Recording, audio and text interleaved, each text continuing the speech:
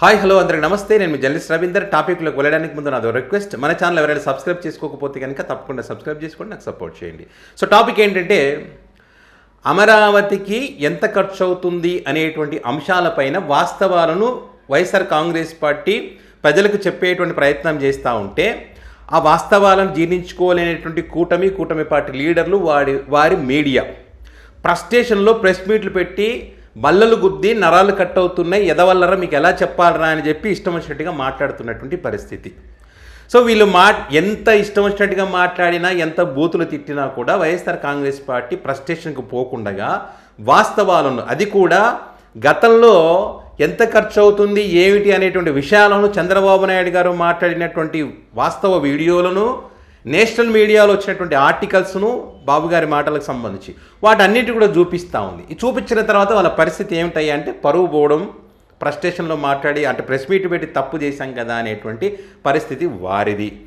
కొంతమంది మాట్లాడుతూ ఉన్నారు కాపీ పేస్టు ఎడిటింగ్లు చేసి మీ ఫేక్ బతుకులు అని చెప్పి. ఇక్కడ కాపీ పేస్టులు కానీ ఫేకులు కానీ ఏమీ లేకుండా ఒరిజినల్ చంద్రబాబు గారు మాట్లాడినటువంటి మాటలు, ఫ్రస్ట్రేషన్లో బల్లగుద్ది మాట్లాడుతున్నటువంటి ఆ వ్యక్తి యొక్క మాటలు ఒరిజినల్ మీకు చూపించే ప్రయత్నం చేస్తాయి. ఇక్కడ ముందు చంద్రబాబు నాయుడు గారు 2018లో మాట్లాడినటువంటి ఒరిజినల్ మాటలు మీకు వినిపిస్తా, ఒక్కసారి వినండి. I'm planning 15%. India can grow minimum 10%. If India grow 10%, will grow 15%. 10 years if you see, $10 trillion saving. Our infrastructure needs, according to him, it is a matter of fact, 2 to 4 trillion. Now government of India is estimating only 1 trillion. ఇది బాబు గారు ఏ ఛానల్లో అంటే 2018లో BSC world అనేటువంటి ఒక ఛానల్లో ఈ అంశాలకు సంబంధించి మాట్లాడడం జరిగింది. మనం ఎక్కడ కటింగ్ పేస్ట్ అని ఎక్కడ లేదు.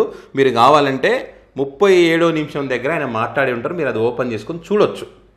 అంటే 2-3-4 ట్రిలియన్స్ ఇన్ఫ్రాస్ట్రక్చర్కి సంబంధించి, అమరావతి ఇన్ఫ్రాస్ట్రక్చర్కి సంబంధించి ఆయన మాట్లాడినటువంటి మాటలు. నాకు అర్థమైందైతే అదే విషయాన్ని వైఎస్ఆర్ కాంగ్రెస్ పార్టీ కూడా చెప్తా ఉంది. ఇంత ఖర్చు అవుతుందని గతంలో మీరు చెప్పారు కదా సార్ అని చెప్పి అవే విషయాలను నేషనల్ మీడియాలో, అది కూడా ఎక్కడ ఎకనామిక్ టైమ్స్లో, ఇండియన్ ఎక్స్ప్రెస్లో వచ్చినటువంటి ఈ అంశానికి సంబంధించి బాబు గారు చెప్పినటువంటి ట్రిలియన్స్, బ్రిలియన్స్, ఎన్ని లక్షల కోట్లు, ఏంటి ట్రస్ట్, ఇవన్నీ ఏది చెప్పారో వాటికి సంబంధించి అక్కడ వచ్చినటువంటి పత్రికలను కూడా వైసీపీ చూపిస్తూ ఉంది.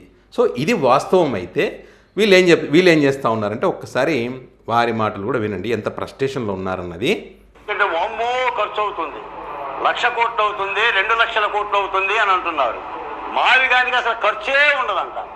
అమరావతి 1,00,000 కోట్లు ఖర్చు అవుతుందన్నది బాబు గారి మాటల్లో మనం విన్నాం.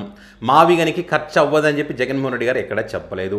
అమరావతిలో పెట్టేటువంటి మౌలిక సదుపాయాలకు సంబంధించి అందులోంచి 10% పెడితే సరిపోతుందని మాత్రమే జగన్ గారు చెప్పారు. తద్వారా ప్రజలపైన భారం తగ్గుతుందన్నది జగన్మోహన్ రెడ్డి గారి యొక్క ఉద్దేశం.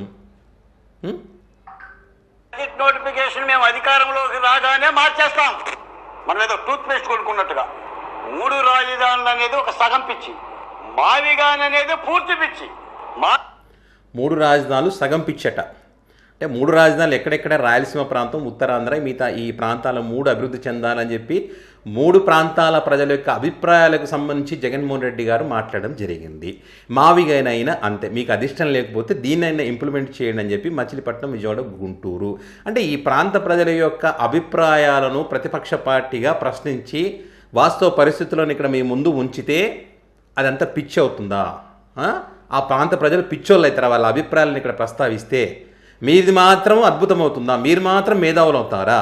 ఏమీ లేని చోట 0 నుంచి 1,00,000 కోట్లు ఖర్చు పెట్టి, మీ మాటలోనే విన్నాగా ట్రిలియన్స్, బ్రిలియన్స్ అని చెప్పి అన్ని కోట్లు ఖర్చు పెడితే ఇది తప్పు సార్ అని చెప్పి మాట్లాడితే మీకు ఫ్రస్ట్రేషన్ వచ్చి, కోపం వచ్చి, నరాలు కట్టయిపోయి ఎదవల్లరా, మీకు సిగ్గు లేదా అని చెప్పి మీరు బూతులు తిడతారా? మీ ఛానల్స్ ఉన్నాయి, ఎట్లా తిడితే అట్లా ప్రసారం చేస్తారని చెప్పి. అంటే మీరు బూతులు తిట్టేసి, వార్నింగ్లు ఇచ్చేసి, బల్లలు గుద్దేసి నరాలు కట్ అయిపోతున్నాయంటే భయపెడతారా? ఎవరు భయపడరు. వారి బాధ్యత కాబట్టి వాళ్ళు ప్రశ్నిస్తున్నారు. మీరు మాట్లాడిన, మీరు చెప్పిన అంశాలనే వారు ఇక్కడ తీసి ముందర పెడతా ఉన్నారు. ఇది వాస్తవ పరిస్థితి అని వాళ్ళు చెప్తా ఉన్నారు. అది జీర్ణించుకోలేక ఫ్రస్ట్రేషన్లో బల్లలు గుద్దుతూ ఉన్నారు, నరాలు కట్ అయిపోతున్నాయి. వీళ్ళకి పిచ్చి అంటే పిచ్చి. రాష్ట్ర ప్రజల మీద భారం పడుతుందని అడిగితే పిచ్చా? అంటే వీళ్ళకి ఏంటంటే వాస్తవాలు బయటకు వస్తున్నాయి, వీళ్ళ ఆటలు సాగవు, వీళ్ళు దోచుకోలేరు. తెలుగు అర్థం చెప్పండి. మావిగానంటే తెలుగులో అర్థం చెప్పారు కదా. మచిలీపట్నం, గుంటూరు, విజయవాడ నుంచి కొన్ని అక్షరాలు తీసుకొని కలిపితే మావిగానే అవుతుందని, లేకపోతే అది ఇష్టం లేకపోతే వేరే పేరు పెట్టినని కూడా చెప్పారు కదా. ఇలాగా ఓలో నుంచి ఓ, గూ నుంచి గూ తీసి ఇట్లా బూతులు ఏం పెట్టలేదు కదా. మీకు అలవాటు అది, వీళ్ళకి అలవాట్లేదు. ఎందుకంటే వీళ్ళు గౌరవిస్తారు ఆ ప్రాంతాలని. ఒక రాజముద్ర ఇచ్చింది. మాకైతే కంట నరాలు లేకుతున్నాయి. చూడండి ఫ్రస్ట్రేషన్. ఎదవలకు చెప్పలేక కంట నరాలు. అమరావతి 29 గ్రామాలేంట్రా? కేవలం 29 గ్రామాల్లో భూమి తీసుకున్నాం. మీ అబ్బలది కాదు, మీ అయ్యలది కాదు, ఒక్క వైసీపీ ఎమ్మెల్యే భూమి ఇవ్వదా ఇచ్చింది రైతులు. ఇక్కడ సరే బాగుంది, 29 గ్రామాల ప్రజలు భూములు ఇచ్చారు, రైతులు భూములు ఇచ్చారు. ఇక్కడ మీ అబ్బాయిది కాదు, మీ అయ్యలది కాదు, ఇంకెవరిది కాదు, వైసీపీ పార్టీ వాళ్ళు ఎవరు లేదంటే మరి కూటమికి సంబంధించిన లీడర్లు ఏమైనా ఇచ్చారు భూములు? అక్కడ ఎవరు ఇవ్వలేదు కదా, రైతులే కదా ఇచ్చింది. రైతుల భూములు ఇస్తే రైతులకు ఇప్పుడు ఈరోజు ఎన్ని కన్నీళ్ళు పెడతా ఉన్నారో తెలుసు కదా. రైతులు భూములు ఇచ్చినటువంటి రైతులే కన్నీళ్ళు పెడుతున్నటువంటి పరిస్థితి కదా. సరే 29 గ్రామాలకు సంబంధించిన భూములే మీరు తీసుకున్నారు, అది బాగానే ఉంది. వైసీపీ పార్టీ వాళ్ళు ఎవరు ఇవ్వలేదు, బాగానే ఉంది. అక్కడ నిర్మాణం చేపడుతున్నటువంటి నిధులు ఎక్కడి నుంచి తెస్తారు? అక్కడ పెట్టే ఖర్చు ఎక్కడి నుంచి తీసుకొస్తారు? ఆంధ్రప్రదేశ్ రాష్ట్ర ప్రజలందరి మీద పడుతుందా లేదా? మరి ఖచ్చితంగా ప్రజలు ప్రశ్నిస్తారా లేదా? వారి తరఫున ప్రశ్నించాల్సిన బాధ్యత వీరికి ఉందా లేదా? ఒక రాష్ట్రంలో రాజధాని నిర్మాణం చేపడుతున్నారంటే భూములు వారి అయ్యుండొచ్చు, కానీ ఖజానా ఎక్కడి నుంచి వస్తుంది? ఇప్పుడు మీరు చేస్తున్నటువంటి అప్పంత ఎక్కడి నుంచి వస్తుంది? ఎవరు కడతారు దానికి? మీ ఇంట్లో నుంచి కడతారా? మీరు అంటున్నారు వైసీపీ వాళ్ళు ఇవ్వలేదు, వాళ్ళు ఇవ్వలేదు భూములు అంటే మీరు మీరు మీ ఇంట్లో నుంచి తెచ్చి కడతా ఉన్నారా? నిర్మాణం చేస్తూ ఉన్నారా? లేదు కదా. ఎందుకు సార్ అంత ఫ్రస్ట్రేషన్? ఎందుకు అంత బలు కుదుతారు? ఎందుకు నరాలు దిగుతాయి మీకు? ఎందుకు ఎదవల్లారా అని తిట్టడం ఎందుకు? చాలా క్లియర్గా చెప్పండి. ఇది అప్పు చేయట్లేదు, ఈ రకంగా సెల్ఫ్ సస్టైన్ సిటీ ఇది, అదంతా కదా సంపాదించుకుంటుంది, ఈ రకంగా సంపాదిస్తుందని చెప్పి నీట్గా బోర్డు వేసి లెక్కలేసి ఏ రకంగా వస్తాయని చూపించండి, అర్థమవుతుంది. మాలాంటి వాళ్ళు కూడా మేము మాట్లాడాం కదా, ఎవరు కూడా మాట్లాడరు కదా. మేము కూడా చెప్తాం, అరే ఇది ఇట్లనంట వాళ్ళు చెప్పినారు కదా, ఇప్పుడు కూడా మీరు ఎందుకు మాట్లాడతారని మేము కూడా చెప్తాం. అది చెప్పాం మనం. బల్లలు గుద్దేసి నరాలు కట్ చేసుకుంటాం. మీరు ఇది కృష్ణానది తీర ప్రాంతం, ఇది విజయవాడ, గుంటూరు.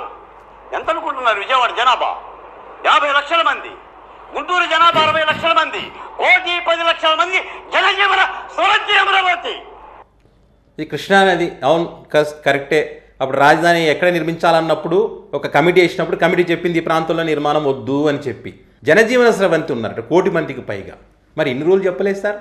ఏది ఇప్పుడు మచిలీపట్నం, గుంటూరు, విజయవాడ ఇవన్నిటికి సంబంధించి 1 కోటి మంది జనాభా ఉన్నటువంటి ఆ పరిధంతా ఉందని చెప్పి సిఆర్డీఏలో మ్యాప్లో ఉందని చెప్తా ఉన్నారు. ఎప్పుడు చెప్పారు సార్ మీరు? గతంలో ఎప్పుడైనా చెప్పారా? ఆ మ్యాప్కి సంబంధించి పాతవి మీరు మాట్లాడేటువంటి మాటలు అవన్నీ తీసి బయట పెట్టండి. ఇప్పుడు వైసీపీ వాళ్ళు చెప్తా ఉన్నారు 2018లో చంద్రబాబు గారు 2-3 ట్రిలియన్స్ అవుతుంది, ఖర్చు అవుతుంది ఇన్ఫ్రాస్ట్రక్చర్కి అని చెప్పారని వీడియో బయట పెట్టారు. మీరు కూడా మేము గతంలో ఈ రకంగా మాట్లాడాము.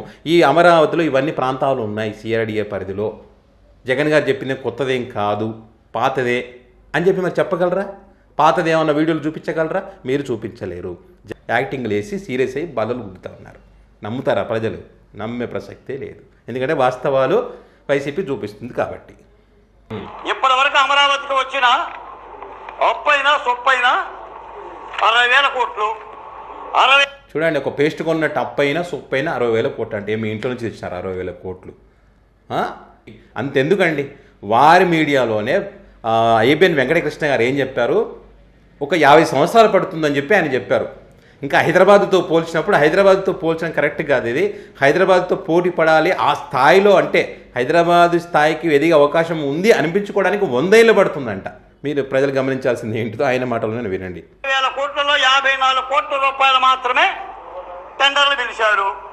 50,000 కోట్లు మాత్రమే పనులు జరుగుతున్నాయి.